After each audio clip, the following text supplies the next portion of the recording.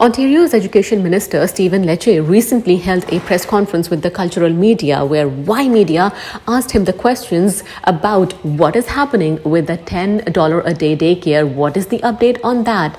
At the same time, how is the province planning to retain ECEs amid a crunch that Ontario is facing? Let's listen into what Minister Stephen Lecce had to say. We are on track to deliver $10 a day on average daycare by year 2025-26. In fact, we've already cut fees by 50%, saving a family between $8,000 to $12,000 per child per year. So that's a huge achievement of financial relief at a critical time, and the country is facing an affordability crisis and inflation is high. So I'm proud of that. I'm proud that our premier and our government put forth a plan that literally reduced childcare fees by 50% already. And we're just getting started. We have much more to do as we keep reducing fees down to $10 a day and to create 86,000 more spaces. With respect to how we plan to recruit and retain, yes, we're increasing wages by 20% in year one. We're going to keep increasing them every single year because we're trying to fix a problem, which is ECEs that work within our schools were paid more than those that work within our childcare settings.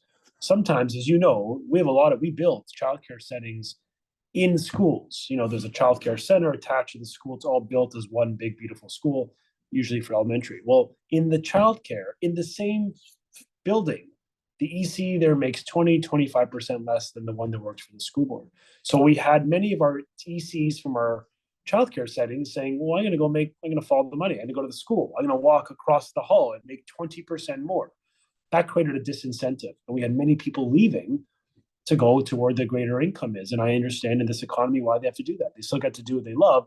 They just do it for a different employer, a school board versus a childcare setting.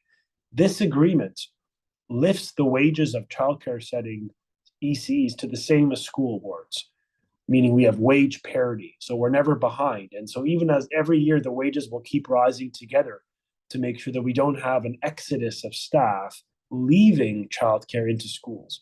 So that's the problem we solved. It's a big increase. We also invested in professional development of the workforce, $18.5 million dedicated specifically for professional development on mental health and the wellness of our staff. We are investing in our staff. We're paying for their qualification upgrades. Because I believe, I go back to my immigrant roots. I believe in an opportunity society. If you work hard, you should be able to grow vertically, grow and rise within any organization and within our country.